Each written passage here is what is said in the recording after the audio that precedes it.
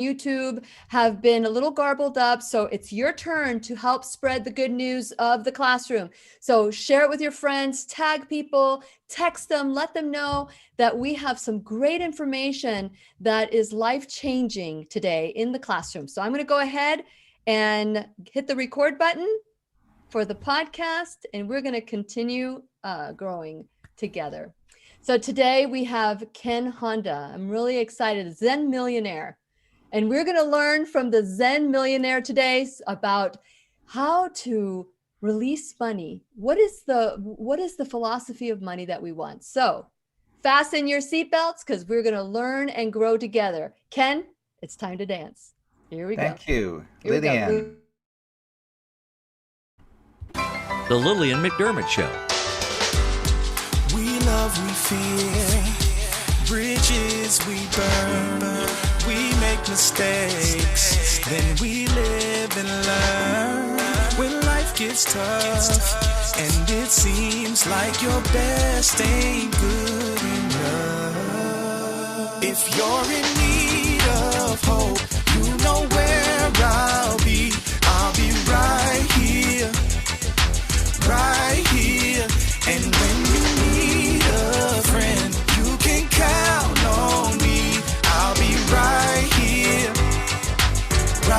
here, waiting for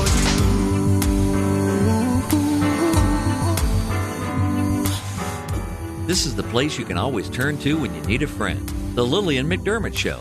To reach out to Lillian, visit her on the web at whenyouneedafriend.com. Now let's all learn together. Here's Lillian McDermott.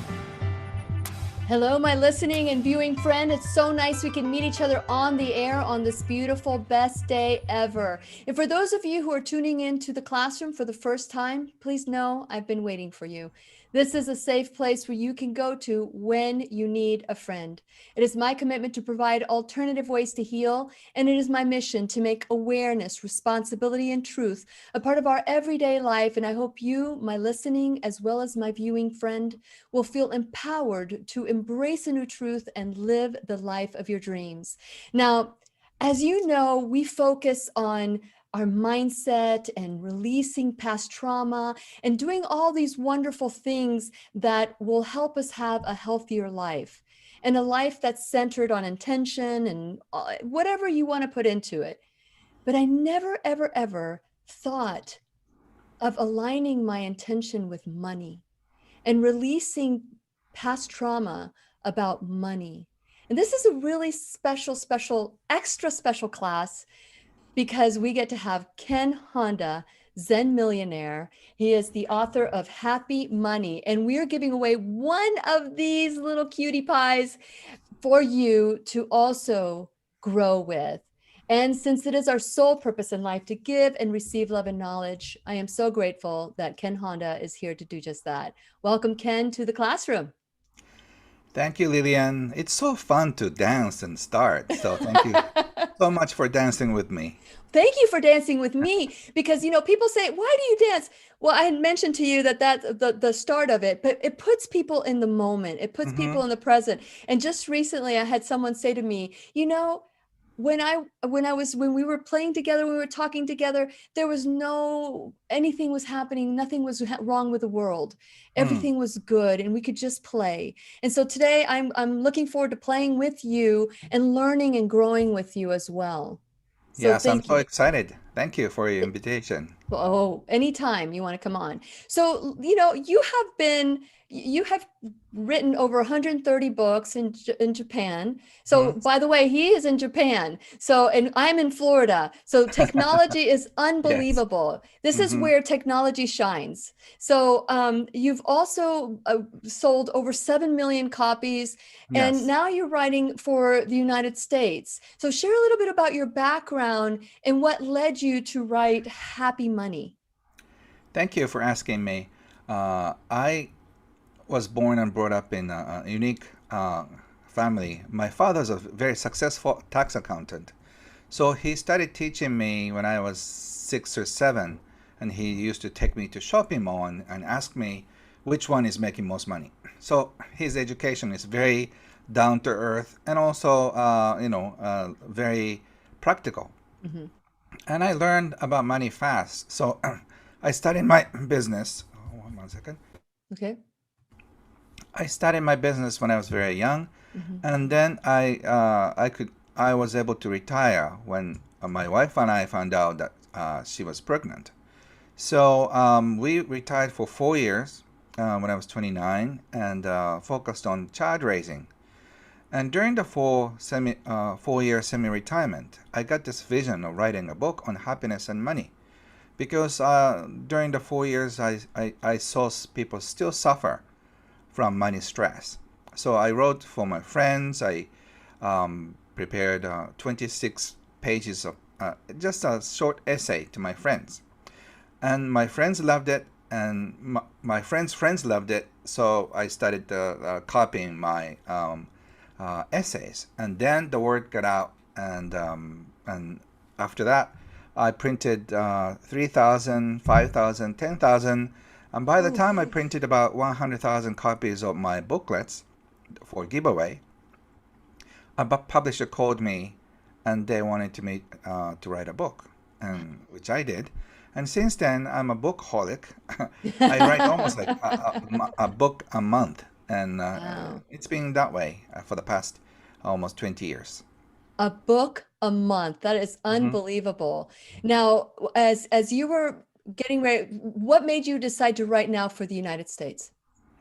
So after 20 years of my career, I was very happy in a small island, but I became friends with many American authors, and they are the members of a Transformational Leadership Council, which was started by Jack Canfield Yeah. and others, and my mentor John Gray. And those people encouraged me to write books in English, and which I did. So after that, all my friends at TLC supported me to write something in English, and so this Happy Money, my book, is the essence of my life work, and in one word, have a better relationship with your money is my message. And it is a great message. Like I said in the intro, we do a lot of classes on releasing past trauma, dealing, taking ownership for our life, but I never really thought of money. I always thought, because my husband and I back in 2008, 2009, there was a housing crisis in the United States, Hmm. and we pretty much lost everything. But we didn't lose each other, we didn't lose our family, we didn't lose our Hmm. friends. And so reading this book made me think, wow, we even though we dealt with the trauma of closing a business, the trauma of losing a lot of things, Hmm. I never thought of money as something that I would have a resentment to or Hmm. an attitude towards. So let's talk about happy money, because at the beginning of the book, you talk about this woman that asked for your wallet and you gave her your wallet. Oh, So let's, for just 1 minute. yeah, At the yeah, I would have been going, why do you want my wallet? at the time, there were magazine articles on celebrities' wallet. So people obsessed about knowing, for example, Tiger Woods, or Justin Bieber, or Mariah Carey, what kind of wallet do you think they carry? Mhm. So there was a sort of like a phenomena that people want to know. Yeah. So I thought she wanted to know what kind of wallet I had. I have about this size, and then I gave it to her, just making sure that as long as you give it back to me, it's okay. And she said, "Of course, thank you." And she took out all the bills, and she was checking something, and she was saying, "This is good, this is good, this is good." And also she put them back in my wallet and gave it back to me. And she said, "Ken, all your money is good." And I said, "What?" And she said, "All your money is smiling. That means you must have made people smile, happy, and received money." And I got very surprised. And she kept on saying, "On the other hand, your money could cry in your wallet. If you're taking advantage of other people, your money is crying or angry. Or if you're doing the job you don't like, your money is also crying in your wallet." And then she disappeared. And on that night, I was thinking of my friends. Okay, my friends, his money must be, smiling. And this guy is definitely crying. So I was obsessed about my friends, and then started to sink in to this idea. If money were a person, who would it be? Would it be a cold person or a gentle person? Uh, so I realized that there is a totally new way of having relationship with money. And you've blown me away because I never really thought of that. Yes, we have to create abundance in our life, but money, and whether it's happy or sad, I love how you explain that, depending on the intention in which a check is written, like if you're paying bills, or explain how we can maybe become aware of how we're giving money and why it would make the money sad money or happy money. Thank you for asking. That's a very good question. And since then, since meeting with this mysterious woman, I started to think and focus more on emotional side of money, which I call money EQ. And I have a course in English on money EQ done by Mind Valley. But money EQ is how healthy you are with money emotionally. A lot of us get upset and frustrated when we receive money. Like we get frustrated, is this all the money I make? And also when we give allowance to our kids, and also when we pay bills, we feel like, ooh, very tense feeling, or like frustrated, or sometimes like despair, like, oh, I can't make both ends meet. So we feel a lot of emotions around money. And on the other hand, happy people, it doesn't really matter how much you make or how much you have. Happy people have different attitudes. When they receive money, they smile and say thank you to the money and the people who pay you. If you're a freelancer, if you work for a company, you probably thank your boss or president or co-workers or clients. And when you pay bills, also looking at the bill and say, wow, thank you, and then pay bills or write checks. Because when you pay money, you receive some kind of service or goods. Your electricity, you know what's going on in the world. If you have no electricity, your house is cold, and people are suffering because there's no electricity. So you can, all the people who lost power must be appreciating now when the power is back on. Wow, that kept on house warm and safe. So that's why we're paying the bills. So we can appreciate when we pay bills and pay even taxes. That's what I was taught by my mentor. Very good. And your mentor, you compare him to Buffett. He's the hmm Japanese version of Buffett. And so how long was he your mentor? How long were you able to be with him and learn from him? Yeah, I think I was with him for the last decade, and he passed away a few years ago. And he was called Warren Buffett of Japan. He became a major shareholder of 100 more than 100 public companies, and he was very very well respected of his philanthropy work. So he made his fortune by selling cookies for babies and kids. So, and he built a sweet castle, real castle, because in the area that he was in, a lot of kids cannot afford to go to Disneyland. So he built a sweet castle. So it's a real castle, and so it's kids heaven, and there are many classes. So kids go to they can make cakes, they can make cookies, and all kinds of sweet. And when you go enter the castle, you'll be overwhelmed by the smell of sweet, something, and it's fun. Yeah, So yeah. he's like that. So and he was so generous to give away what he had, and he helped thousands of people personally by giving his gold medal, real gold medal for people who are inspiring for small communities. That's really nice. What a privilege to have learned from your teacher. And so I know that you honor him in the book and you share Hmm. lots of stories about him.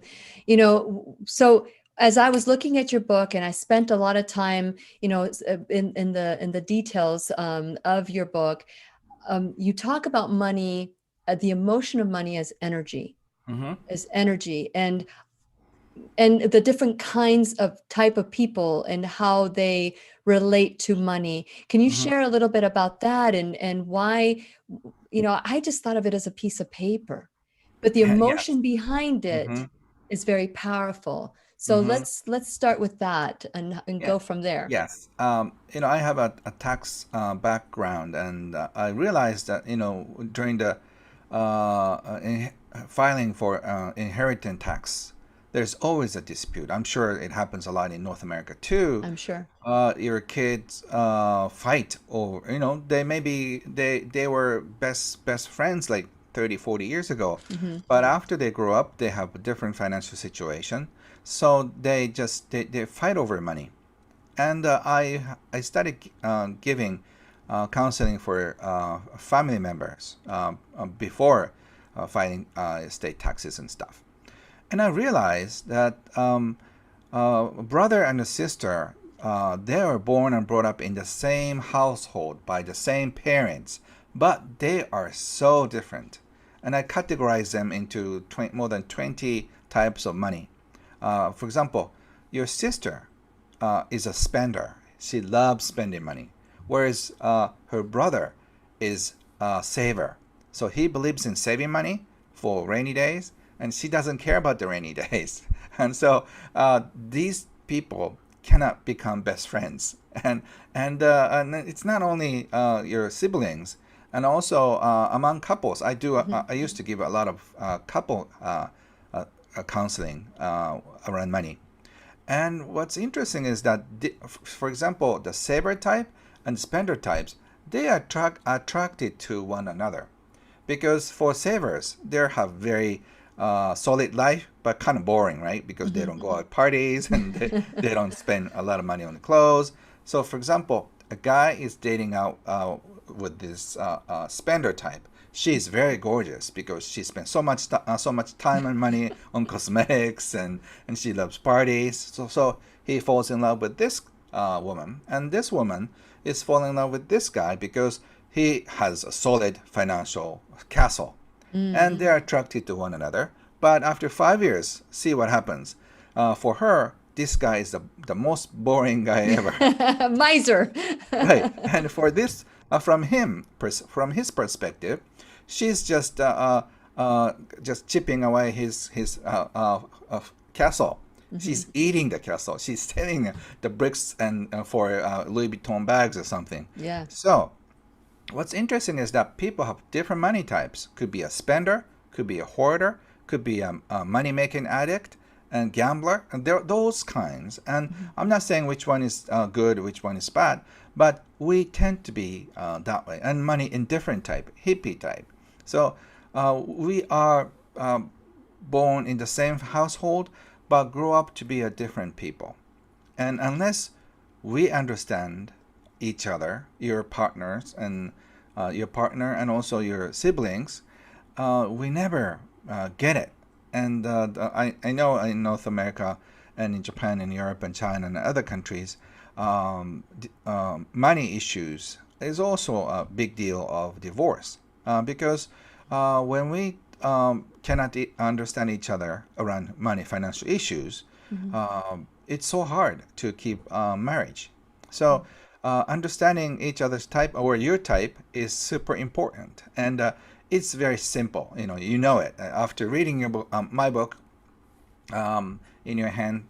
It's very easy. Oh, I'm a combination of saver and indifferent or spender. That's why I love spending money, Mhm. and we are that way because how we react to money. So, the best way to kind of, once you become aware of something, Hmm. then do things to help rewrite the program. The Yes. emotion, the EQ, the emotion code of money, Uh-huh. can it be rewritten? Is that Mhm. something that, how do we rewrite the program? Yes. So you have to focus on why we ended up that personality type.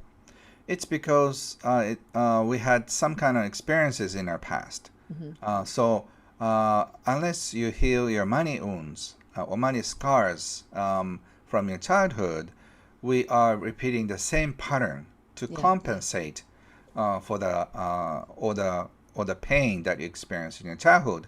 For example, when you were denied to go to summer camps and because of money, you thought when you're 10, if you have money, I have freedom.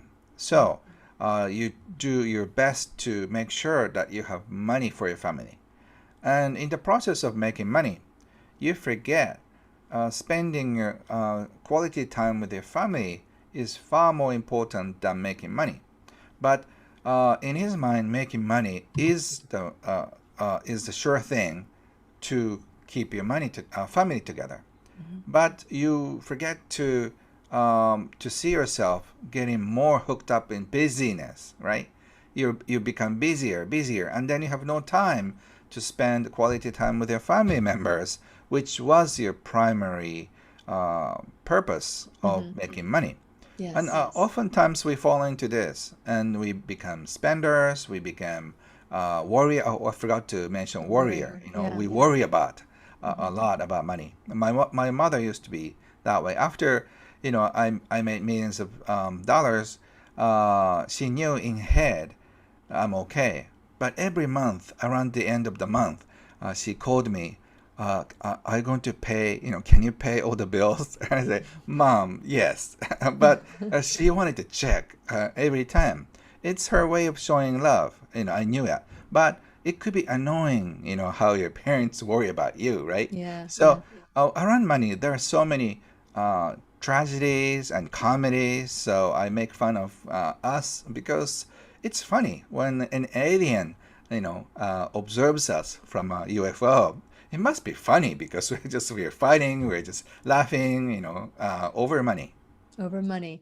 Well, Yeah. you share a story in the book about your father. And by the way, for those of you, I'm not going to give the book out today because this class is going to be airing on Tuesday at noon. So I'm going to wait till Tuesday. Actually, I'm going to wait till Wednesday. So anyone who dials 407-373-5959, text me that you want happy money, and I will put your name on the winner's basket, and I will draw one name who will be the winner of this book. So although today we're doing broadcasting live, or if you're watching this on Tuesday, then you know that we're going to be giving the book on Wednesday. We're going to be doing this again. So I want you to know that you have extra time, because the people that are watching today and the people which is Thursday, and then people who will watch on Tuesday, we'll do 24 hours later, we're going to do the gift prize. So you'll go into the winner's basket. But this is a wonderful book. So you share a story about your father,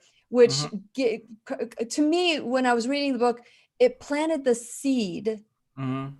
of your interest in how people see money and how Right. money does affect people. Right. It was a big drama for a family too. When I was in a lower grade school, so I was 8 or 9 at the time. Um, when I came home, I saw my father crying in the kitchen like a baby, and by then I didn't know men were capable of crying. I've never seen an adult, not just Sure. kids, Yeah. adult grown up, especially in Japan, the country of samurais. Men are not supposed to show their feelings, right? And he was crying, so I couldn't believe my eyes.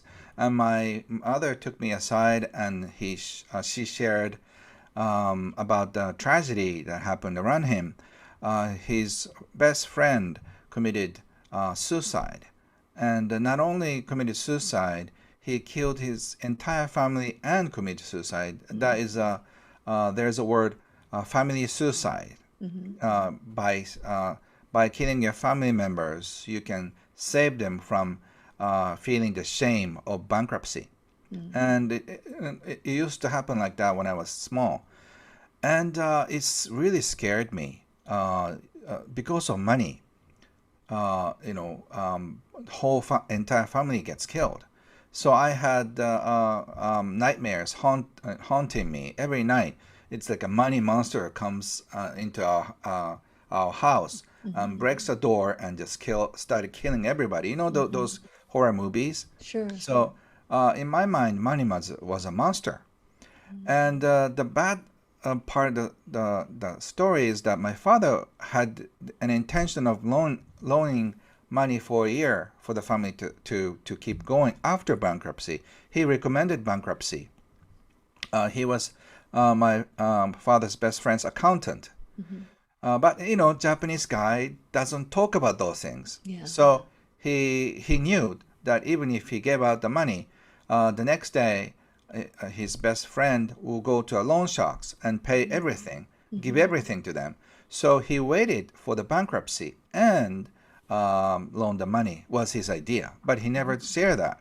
So he regretted till the day he died. So he became alcoholic, and we had a lot of fun, and we're financially comfortable. So we're just a very, very happy, ideal family before the death of his best friend's family. But after that, my father went into depression and started abusing alcohol, and we lost laughter since then.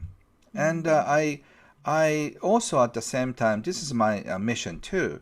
Money can make family members laugh, smile, or just wipe out entire family members. So I wanted to know the secret of money. That's why I was obsessed about money. It's interesting. I was not obsessed with money making. I was obsessed knowing about money. Yeah. So I read everything in my high school days and my college days. I went to millionaires and asked for advice, and I asked them how they made money. But soon after, I realized that there are two kinds of millionaires: happy millionaires and very unhappy millionaires, as you can imagine. Yes. And probably one out of 10 were happy. And I just wanted to know why. And I became a student of many mentors, including Wahei Takeda, who is a very, very, very happy person. So He was after the that, one. He was the 1 out of 10. yes, yes. And the qualities that I found were generosity and kindness. If they were generous, they were surrounded by beautiful people. Their relationship with their family are very deep and profound. And they have great friendship, and they have a trust in their companies, and deep connection with their clients. For example, Wahei used to give away solid gold coin when a baby in his area was born on the 4th of February, his birthday. And the same, so whoever shares his birthday, he gave out a coin to congratulate them. And I thought, when I heard the story, I thought he's a very egocentric guy, like give out a gold coin to make sure that they remember his birthday. But I realized that he does that because he wanted to congratulate the family. And he said, if you were a baby growing up and your parents tell you, hey, this is your gold coin because you're born on that day, what would he or she think? Probably, I'm a very lucky girl, lucky boy. So this little coin can make one person believe that he or she is very lucky from the early on for the rest of their life. And also with the family members, their parents and grandparents, what would they think? Probably they felt very lucky too. So with only one coin, it's almost like a bowling. One ball, you can just hit all the pins. Yeah. So with one coin, you can make everybody feel that they are lucky. What would lucky people do? Like, they're probably more kind, more generous, more giving. So what do you think of buying a whole family and 30 years or 40 years of generosity?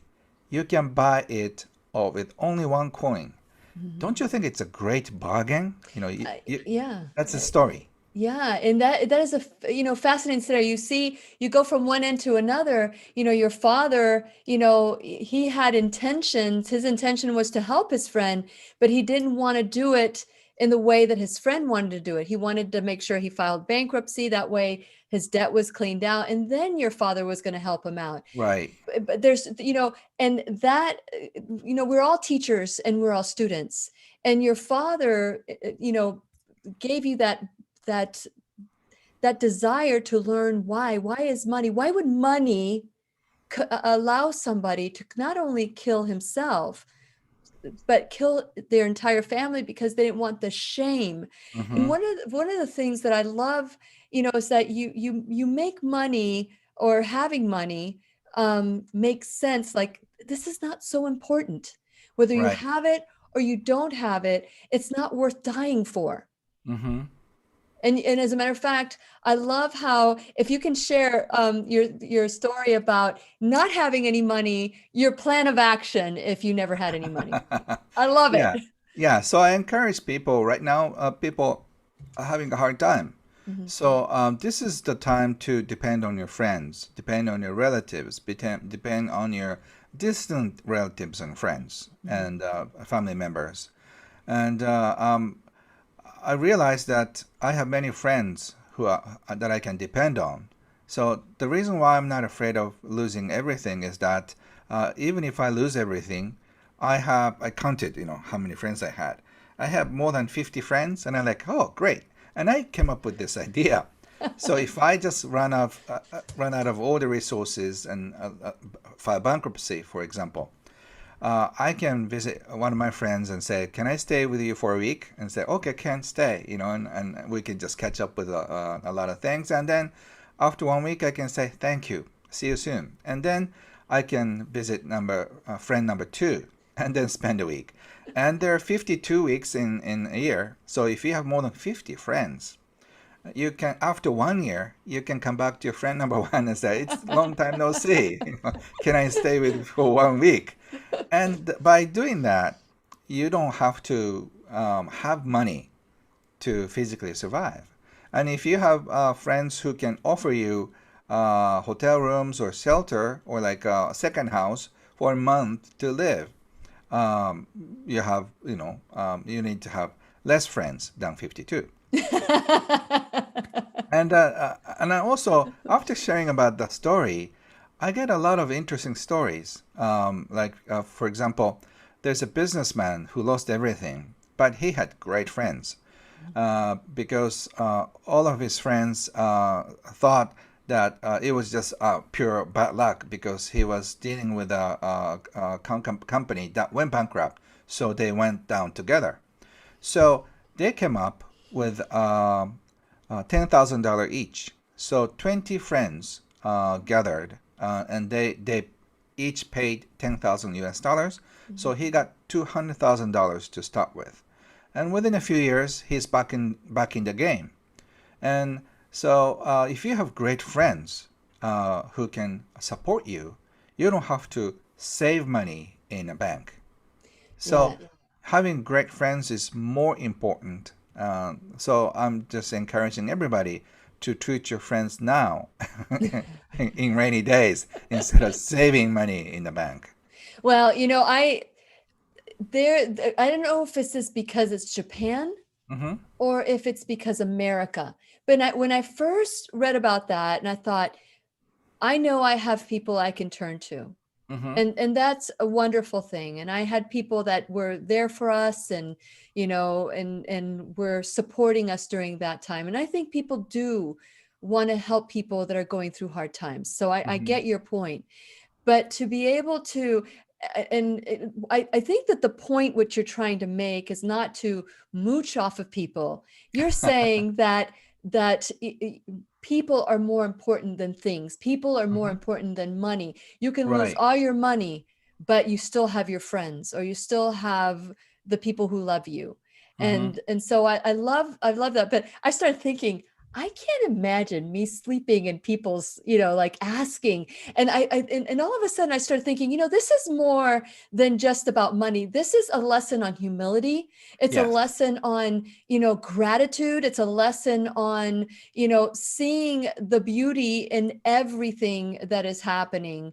But how tragic Hmm. that your father's friend took a permanent solution for a temporary problem. Right. And the reason is that we are so bad at asking for help. Yeah. We are so good at giving one, right? Mm-hmm. We are so generous. We want to be. So we're so giving. And so when we find out somebody's in trouble, we just fly all the miles away, to help friends. But when we're in trouble, we don't ask for help, and like a bear who are hurt, we just go back into the cave and just lick our wounds and try to heal by Hibernate. ourselves. Yeah. Yeah. Right, right. And what if your friends find out that you're in trouble but never ask for help? Like she or he'll be upset. Why don't you ask for help? I could have been there. So I always say, don't steal an opportunity that your friends can help you, That's because right. they are dying to do that. Yes. So It is one of those things where if we don't ask, we don't give the other opportunity to give. And if somebody is a giver and they only want to give, then it takes away that opportunity to receive. yes, And exactly. because other people want to give, like Mm-hmm. I love to give. Mm-hmm. And it's a lesson on receiving too. Mm-hmm. There's a grace that comes with receiving that, and that's your point. You're receiving the generosity of your friends. You're Mm-hmm. receiving. I remember when we finally downsized because of the economy and everything. I had my best friend in my face going, "Lily, do you really need this? Give it away. Just let it go, let it go." And she was in my face. And Uh-huh. and friends like that are really hard to find. Right. And I don't know if it's the United States or if it's easier in Japan, or Mm-hmm. maybe just how I was feeling at the time. Mm-hmm. I'm a giver, but we need to stop and receive. That makes happy money, right? Yes, exactly. You are willing to receive it. Because when you take a look at the cycle of giving and receiving, somebody has to receive. Yeah. So I always say, when you're in hard times, just be willing to be a receiver. Hmm. By you become a receiver, somebody can get A to be giver. a good role, right? Giver. Hmm. Hmm. So give somebody a chance to be a hero, but somebody has to be more hero to be able to receive. Hmm. But to do that, you have to be humble, you have to be dependent, and people don't like that kind of feeling, like you have to depend on people. I don't want to be a burden to other people. But it's not a burden. You're not a burden. Uh, they're so happy that they can finally help you, because I'm sure you have given so much in your lifetime, and so when are you going to start receiving? Hmm. And so when you take a look at our life, since we were born to maybe like 8 or 9, we're in total dependency. Hmm. And probably the last 5 years to 10 years, could be 3 years, before we die, Hmm. we're going back to the same similar dependency. Hmm. It's up to individuals, but so we start with dependency and end with dependency. So this is a cycle. We receive, give, and receive. So we can enjoy being a receiver, being a giver, and by doing that, we can complete the cycle. And I believe that too. That's beautiful. And when I was going to first, when I first started doing personal growth on myself, because whenever Hmm. I read something, it had to be personal growth so I can help people out. That was what it Hmm. was. Then once I reached my 40s, late 40s, and I thought, 50s are coming by. I really do need to. There's something within me, and I went through this course and so I started learning about myself, Hmm. and seeing myself differently and growing. And I remember we played a game. It was called Giver Taker. giver taker. And so people went and they passed judgment whether you were a giver or a taker. And the people that were just givers, you know, they were at the head of the line, and all of a sudden the one that was the biggest giver that didn't have any taker got to go to the end of the line, because the biggest giver is the biggest taker, because you do not allow people to give to you. Yes. So it takes away that opportunity to give. So it was a game that I got to see that we need to possess both giver and taker, Right. you know, because eventually you come from a place of lack. You don't you don't receive, so that it's like a deposit. When you make deposits into your bank account, if you don't put any deposits in, you go bankrupt.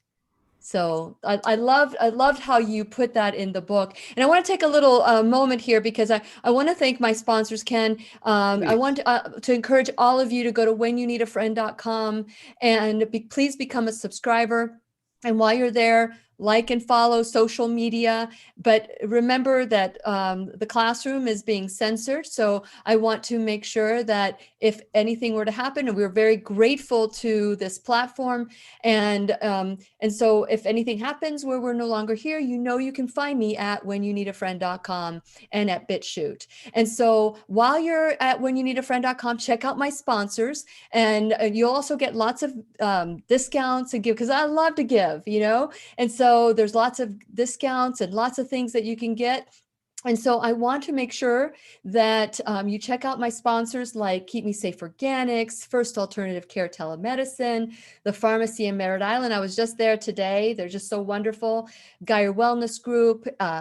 We did the with Dr. Jennifer Gramuth, Right Way Wellness, Health and Wellness, and B3 bands. I've been showing my muscles with B3 bands. I just absolutely love these bands. And so there's so many affiliate sponsors as well to help us grow the classroom. So check out my sponsors and my affiliate sponsors, my little Shop Now bag, and figure out ways that you could support them the way that they're supporting the classroom. And finally, this is where I had to learn how to ask, you know, because I've decided that only the sponsors that I have, I'm going to keep. I'm not going to add any more. The generosity of the people is what's been keeping the classroom alive. So if you can donate $1 or $1,000 a month, please do so. But you can give your talent, your time, your treasure, any way you can to help out the classroom. So check out the enrolled student in the classroom. And today we have Ken Honda. I want to remind you that we're giving this book away. Now, today we're doing our recording and we're airing this again on Tuesday because we want to make sure that this information comes out at our regular time. And so you just text me at 407-373-5959. Your name will go into a winner's basket. And the next day, Wednesday, I will do a giveaway. One name will be selected and you will get happy money. I really love it. You know, and as I was looking at this book, Ken, I was thinking, you have 130 books. Right. You could have translated one of the books and brought it to America, but you wrote this for us. Why not rewrite and translate one of the books that you've written? Why this? Why now? So writing a book is a prayer for me. So this is a prayer dedicated to English-speaking people, and so doing this is a big. Scary challenge for me. Just imagine doing it in French or Spanish or Chinese, right? It's how can I do it? I practice. You did a great job. Thank you. I practiced Lillian, your name like 20 times to be able to say, you know, your name right, to show my respect to you. Thank you. So this book is my deepest respect for English-speaking people, because we all suffer from the same similar stress. And for the past 20 years, I have helped millions of people literally transform their lives. And it's been 20 years, right? So my early students, they took their company to public, they became stars, and they became shop owners of 50, you know. They are, and some stay the same financially, but very, very happy. So my books have an effect of changing people's lives. And so what's interesting is that it happens in a very unique way. For some people, they grow their business. For some people, they downsize their business for their happiness, so they can get to spend quality time with their family members. And because of my books, a lot of young Japanese guys retire for their baby boys and girls, which I think I'm most proud of them. So you have to focus on more important things than money and work. But we are so obsessed, especially in the Western world.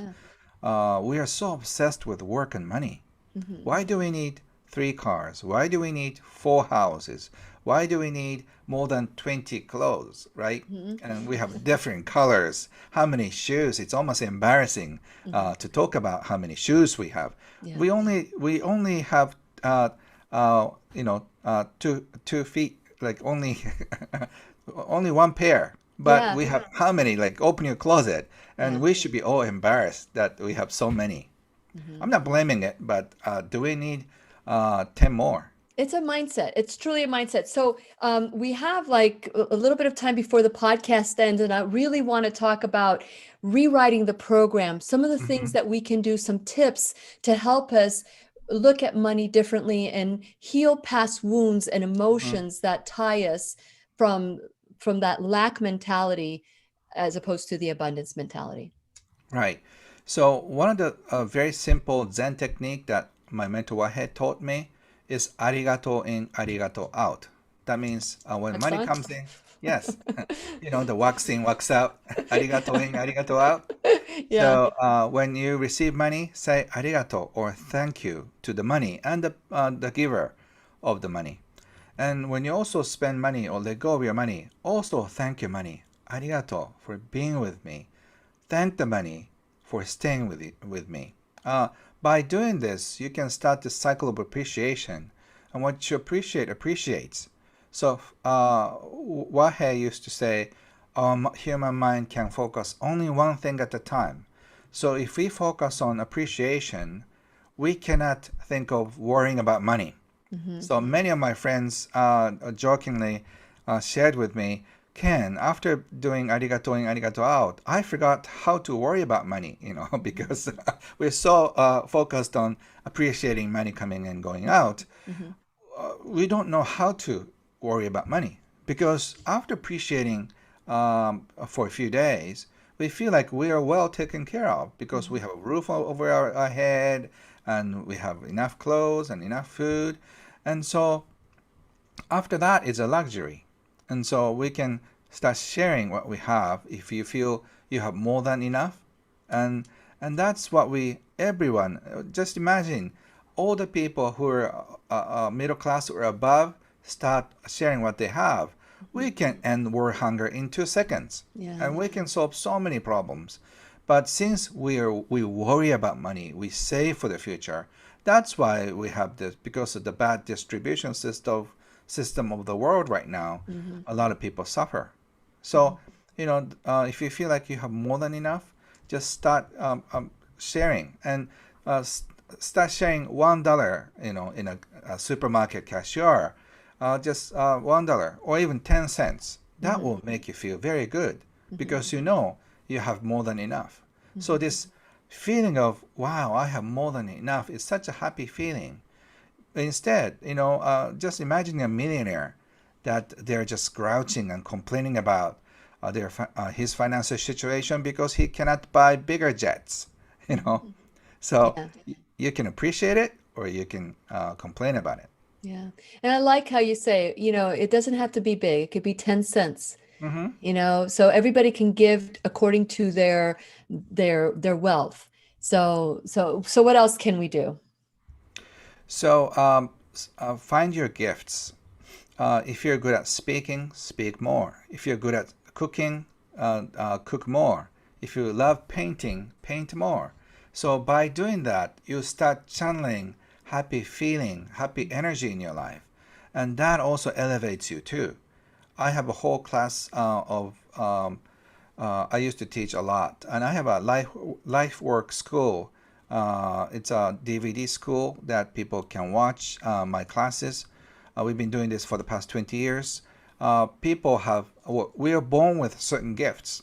It's just we don't know what and how to discover them. Yes. And if you can find who you are, and if you can find your gifts and improve it, it's a gem. It's a raw stone right now, but if you just polish it right, it becomes a gem. Yes. And so Yes. you may become a coach, you may become a chef, you may become something.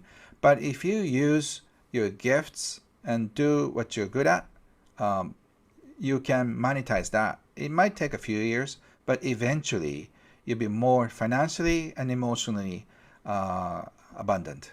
Yes, yes. And by the way, for those of you who want to learn more about Ken Honda, you can go to kenhonda.com. He does have workshops and different ways that you can expand your IQ and EQ. Mhm. So, okay, what else can we do?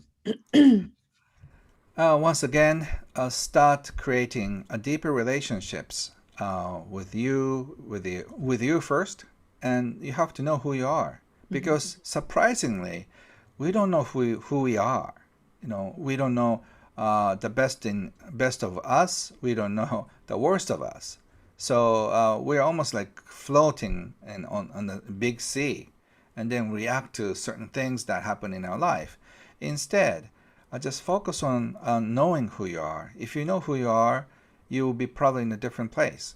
And I think there's a reserved seat for you in life. Let's just imagine a train. There's a reserved seat. So don't try to sit on some other people's seat, like your parents wanted you to become a doctor or lawyer, but that could be their seat.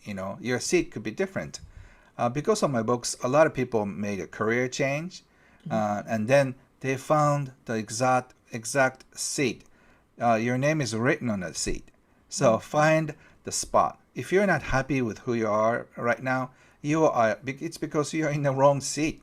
So find your own seat that feels right to you. So unless you do what's right for you, you cannot feel happy about it. And if you find who you are and start sharing gifts, you know that you're on the right track. That gives you such a deep feeling. So start cultivating a deeper relationship with you, your family members, and your clients, or the people around you.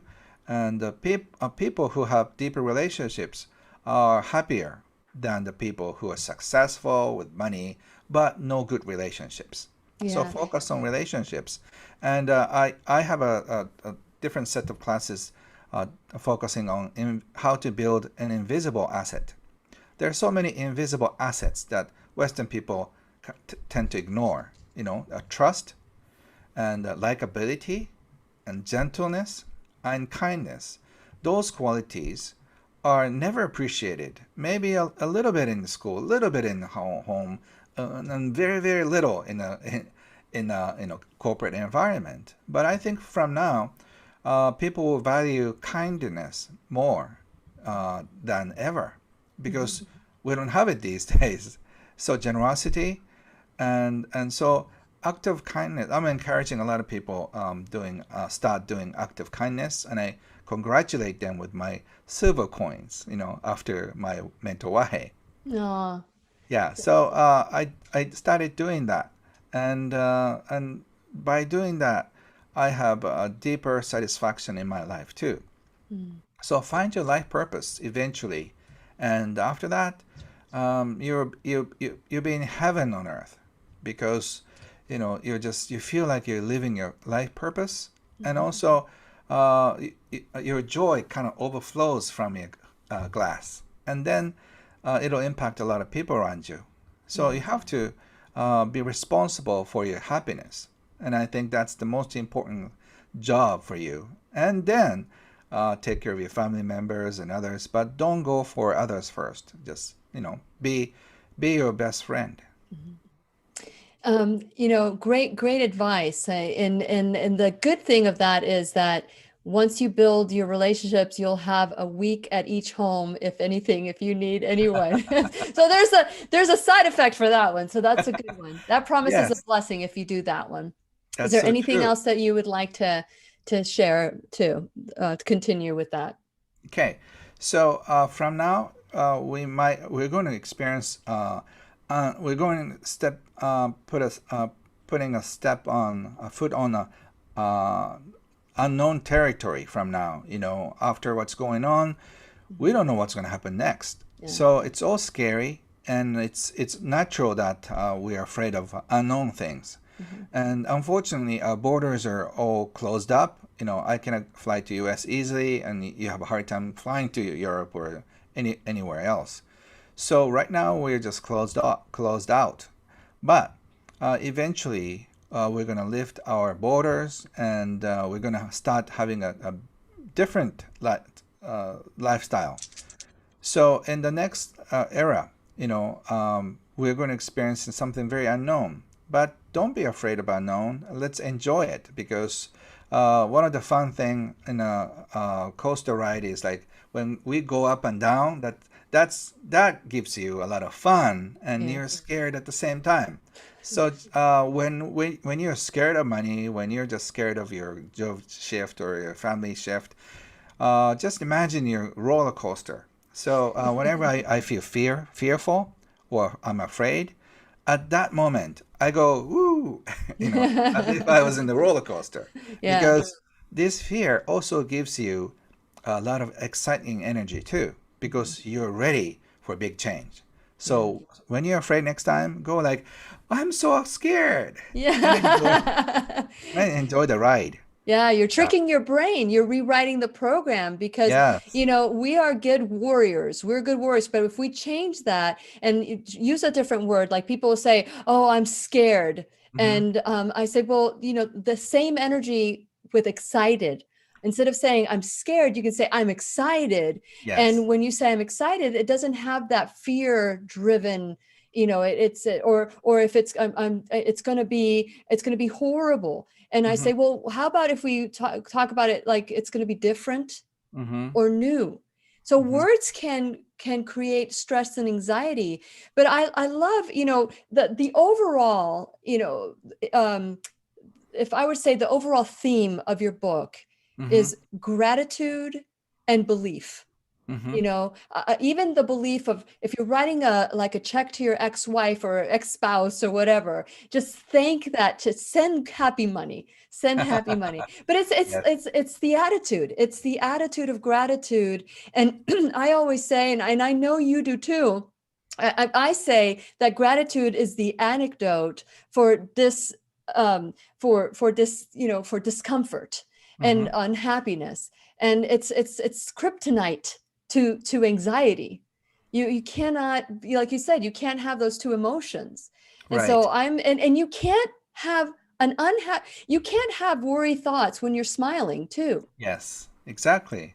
So that's what I think Wahei wanted to teach us. So instead of just talking about NLP and a neuro-linguistic program or how brain works, just he said arigato in, arigato out. That is so Simple. his Zen style, right?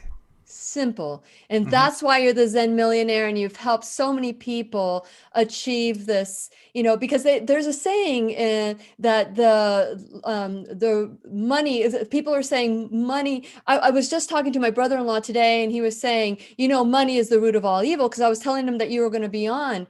And I said, that's not true. I said, it's the love of money. And people don't understand that there is an attitude towards money that is the root of all evil. It's not money, Right. but we turn it into evil by our thoughts and our actions and deeds. And so we have a minute for the podcast. If somebody were to walk in right now and say, what's your book about, Ken? What would you tell them in 1 minute before we go? You can have a totally different relationship with money. And if you can transform it into a positive one, your life will be positive too. So have fun with money, fall in love with money, and make it your best friend, so money can help you on your way. I love And it. have fun with your life. That's right. That's right. And worst case, if the worst case happens, you still have friends. Yes, help so you just through it. always prepare a list in your pocket to make sure who's first. That's right. That's right. But because when we're done with the podcast, you and I are going to be talking in the teacher's pets corner. I hear Sure. the music, but I really want to talk about, expectations. Mm-hmm. So expectations when we go off the air and start talking with the teacher's pet corner. Ken Honda, the book is called Happy Money. You can go to kenhonda.com or Amazon or anywhere, get the copy of this book, because it will bless you. Thank you so much, Ken, for being a blessing and carrying the torch of your mentor. It's so wonderful. Yes. Thank you so much, Lillian. You're welcome. And please remember, we'll be right here waiting for you worldwide at whenyounneedafriend.com. This is Lillian McDermott and Ken Honda wishing you love, peace, joy, and unexpected abundance. Make it the best day ever. On the Lillian McDermott radio show are intended for the individual callers and guests on the program and are presented to our wider audience solely for general educational purposes. Please act responsibly and consult personally with your own medical, psychological, or nutritional expert before taking any steps to improve your life. And I missed my ever. So I said to Ken, I say, make it the best way. And I paused and I knew the music was going to. Right. So let's do it again. Make it the best day ever. Good job. Good job. Okay. So we're complete with that one. Okay. So with that in mind, I love giving. Receiving, I need to learn how to receive more, but I've as you and I are about the same age. So as we get closer to our 50s and 60s, we become a little bit more, okay, maybe a little bit more, okay, I'll receive. Maybe I'll receive. You become more aware that receiving is important too. But I do not like giving to people who expect. Yes. So how do you deal with people? Because here you are, Happy Money, Zen Millionaire. I'm sure you have a lot of people that come to you and say, Ken, I need money, or Ken, I need a place to stay, or Ken, can you buy me some groceries? And they expect it. They're not asking anymore. It's almost like an expectation that I'm going to be taken care of. So there is a receiving blessing, but then everything has a dark side. Everything has a shadow side. So if I'm going to be irresponsible with my money, irresponsible in my life, and now I expect everybody to take care of me, let's talk about that. I think the word expect is also the same meaning with demand, I assume. Yes. So demanding is more like easily understood because expect sounds like a neutral word. But demand has a more power to it, right? So when you are demanded for something, you feel resentful. For example, when your parents call you and like, when are you coming back next time? That's, you feel like a demand beneath that statement. So when you are demanded for something, you feel like part of your energy is exploited almost. So when you're demanded, can I have your fingers? Can I have your nose? Can I get your ears? Like it's like zombie movie, right? Like, Yeah. No, I can't do that. So you have to draw a line from the zombie type of people, right? Don't be a sucker. Like here you can suck my blood as much as you want, because it's not going to help them either. Yeah. It's almost like giving $100 to a alcoholic homeless on the street. They'll just run out and maybe get a drink or something. So giving, because my understanding, I'm not just I don't want to sound like I'm judgmental to homeless people, but after dealing with helping a lot of homeless people, unfortunately, unless they're willing to do good with the money, it's the same thing that you give a loan $100 to your friend who are on a credit card debt. She might spend the $100 you loan on shopping. So you're just making their problem bigger. So if you have time, if you're close to them, I'll probably sit with them and talk about this. Like your expectation weakens you. Oh. because you're expecting other people to do that for you. That means by expecting somebody, just imagine your life force energy gets drained. Mm-hmm. The more you expect, the more you lose. So for those people, I'd say stand on your feet. And for those people who cannot say, help me, they have to expect people, to help. Mm-hmm. Yeah. So this codependency is a very tricky one Mm-hmm. because the giver wants to give, so they just offer their neck for vampires, Mm-hmm. Yeah. suck anywhere. No, no, no. I get it. And I'm glad that I asked the question because there is a difference between being in a place that is a difficult situation and having the community lift you up, Right, then that's becoming your story. That's right. becoming your story and it happens all the time. And now you're saying now it's everybody else's responsibility to make sure I get out there. And then you buy the story of Mhm, I'm not good enough, I can't get a job, or I can't do this, I can't. There's a difference. And I really believe that it's the attitude, mhm. that gratefulness. You can't demand and be grateful at the same time. That's so true. Yeah. So let me share a story with you about Sure. Wahe. Yeah. A guy exactly like that came in and just asked for help and for $1,000. Mm-hmm. And Wahe said, okay, I'm not going to loan you any money, but I'm going to buy your thank yous. And he said, what do you mean by buy my thank yous? So I'm going to pay you 1 cent per thank you. So just say 100,000 time of thank you. Every I don't know how many days it's going to take, but usually if you say 3,000, it takes about half an hour. So half an hour for 30 days, right? And he said, okay, so promise me, say thank you 3,000 times a day by 30 days. It's going to be a 100,000 thank you. Mm-hmm. And he gave the money. And after 1 month, he came back. He was totally different person. He was transformed. He was on a suit, and then he was so excited to share his story of his last month with Wahe.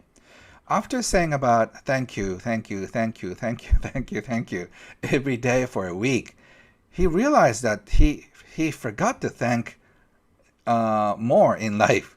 Mm-hmm. So he started to appreciate the things that he forgot to appreciate.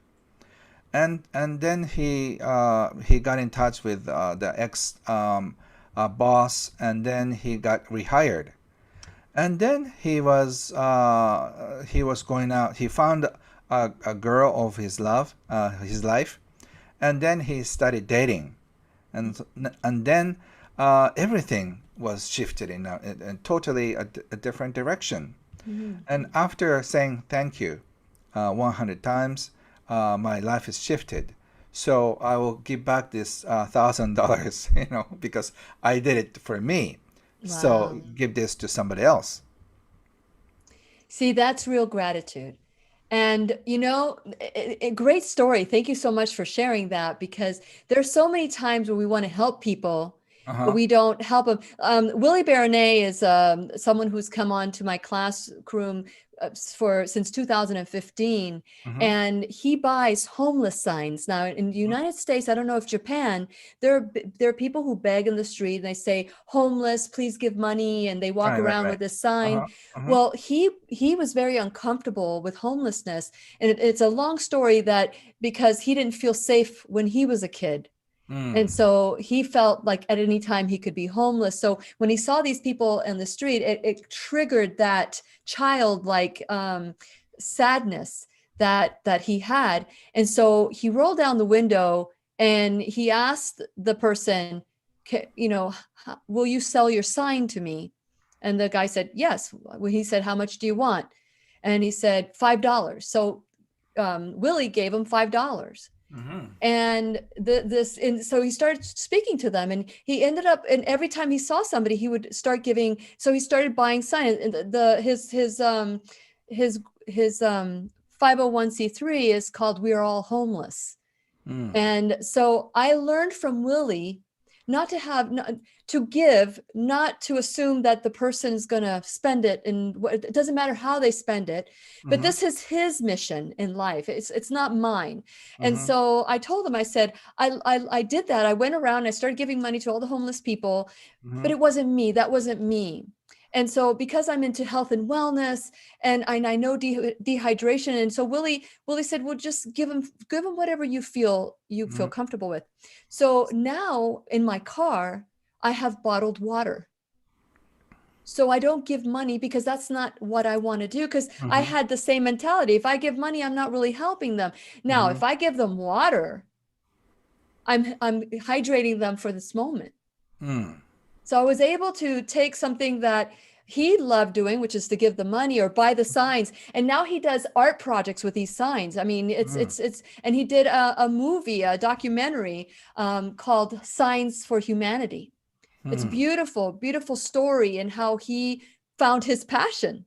And so for me, he gave me the freedom to say, I need to look at this person as a person and give them something that they may need.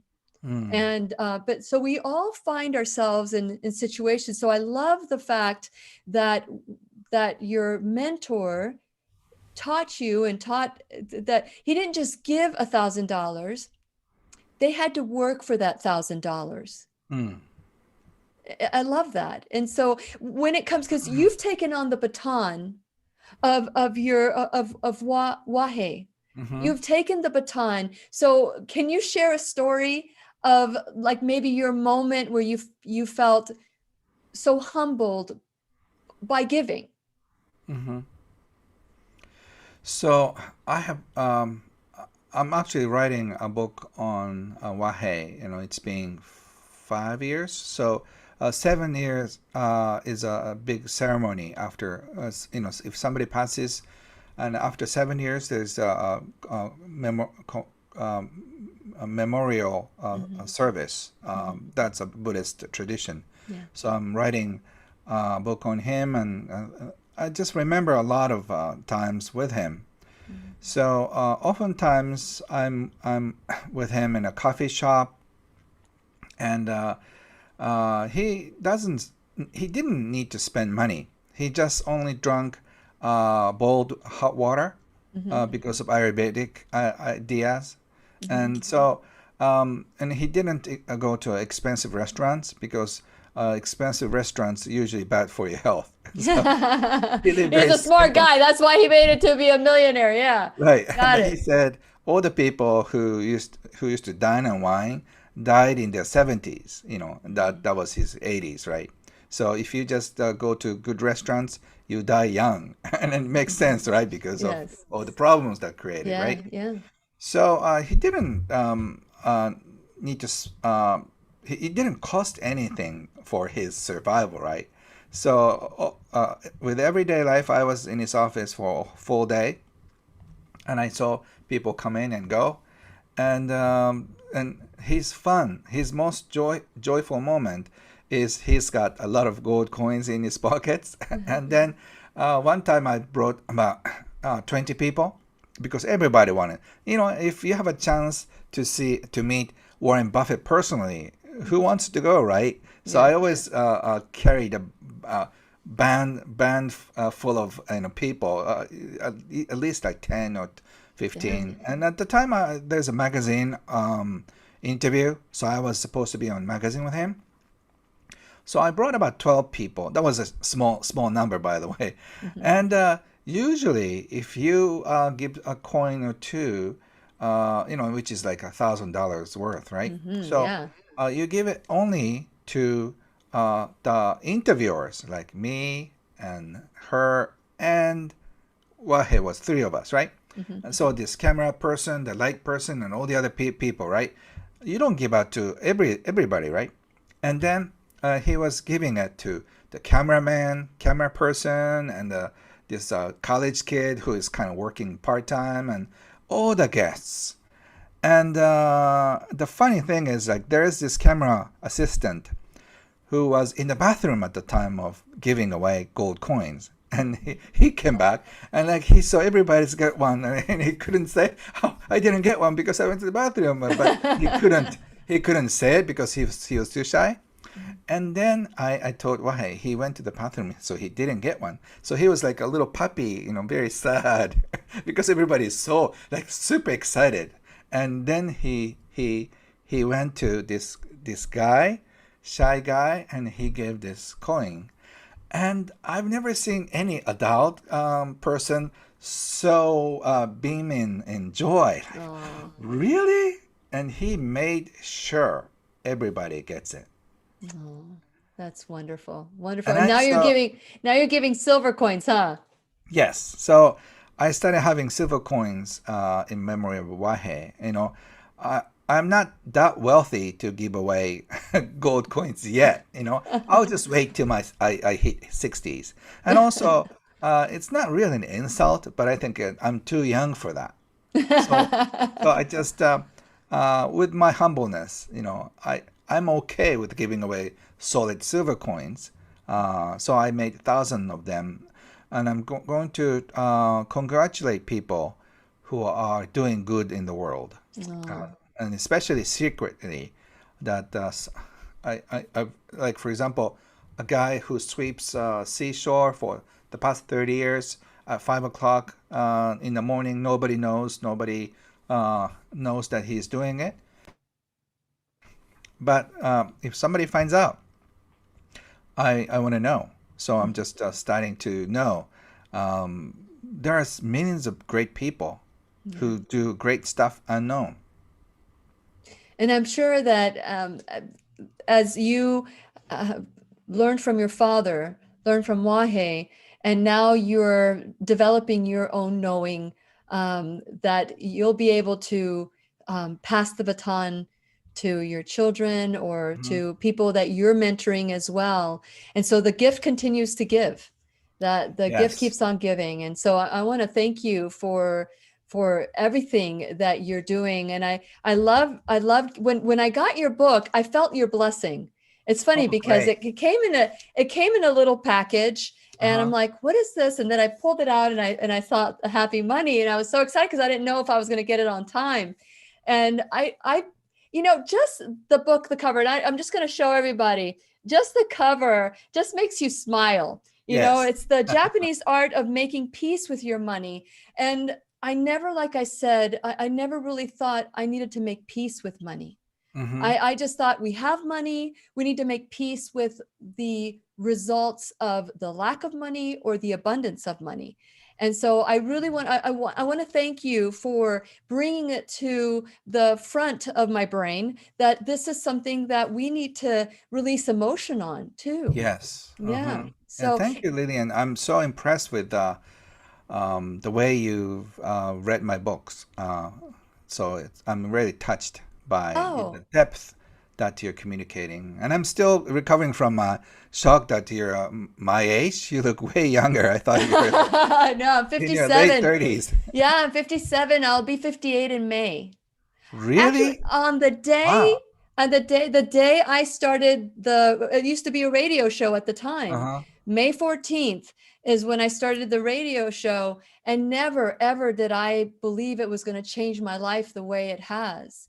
So I've learned I've had lots of mentors in 10 years. It Mm-hmm. started off as, superficial, having a conversation around the round table and the Mm-hmm. latest in pharmaceuticals. And now it's about taking our own. If you take one word for the classroom, the word is responsibility. It's taking ownership Mm-hmm. for our life and being grateful for the good, the bad, and the ugly. Mm. So, and it's been a wonderful journey. We're going to be celebrating 10 years on May 14th. And my life is completely different. The person who started the radio show is not the person who speaks to you today in the classroom, Mm. because I've learned new truths that supported me when I was a child, but Mm-hmm. it doesn't support me anymore. So whenever I find something that resonates, like what you're doing, Mm-hmm. I had to meet you. So I'm grateful that you said Thank you. yes. Mm-hmm. to coming into the classroom and for being blessing. Is there anything before we go? I'd love to give you the final word for today. Is there anything that perhaps maybe you would like to say that we didn't get to discuss during the podcast? First of all, Lillian, thank you so much for inviting me. I've really had so much fun, and this is a beautiful way of starting my day here. Yes. And I just want to show my deepest respect for you and what you do, and also the viewers. And I really admire your life. I don't know you personally, but I know you've done a lot of work. And so be courageous to ask for help. And if your friends and loved ones are asking for help, be there for them. And your relationship is everything. So don't worry about money. Somehow, I've interviewed so many millionaires and billionaires. They have been in a no money situation, but they didn't die there. So just know, as Lillian said, that losing everything could be exciting time. It's not fun, but after 10 years and 20 years, you can laugh about it, right? So just if you're in a tough time, just imagine 20 years from now, can I laugh about this situation? And if that brings you a smile, you can get through this. Well said. Well said. Thank you so much. For those of you who want to learn more about Ken Honda, because he's been hiding out in Japan, now he's out here in the United States for us to learn and grow with him. The book is called Happy Money, and we're giving away one book. So when this show airs noon on Tuesday, or if you're watching this later on today or in the podcast or whatever, just text me at 407-373-5959 and I will enter your name in the winner's basket, and I will draw one name and you will get the copy of this book. So you know what to do. If when you said it was courage, it takes courage to ask for help. And a while ago, I saw a movie called We Bought a Zoo. And in the movie We Bought a Zoo, there was a statement. I don't remember anything about the movie, but this one statement just pierced my heart. He said, all you need is 20 seconds of courage to take the first step. 20 seconds of courage. And so I think we have 20 seconds of courage, and then you can take the next step and the next step. And that thank you 100,000 times will lead you to gratitude. So thank you for that tip, Ken, and thank you for everything you're doing. And I know that this will be the first time of many that you come onto the classroom. So thank you. Thank you. Bye-bye, everybody. Have fun. Okay. We're going to say goodbye to all the people in. Bye-bye. Bye. Thank Bye-bye. you. Good. We're done. Thank you. It's been a long day for you, right? Well, this was my second. I just wanted to make sure that I honored our commitment. It was worth it. So it was. I normally did the show, or I call it the class, at 5 o'clock, and then I stopped doing it. I'm still live. Oh, I'm still live.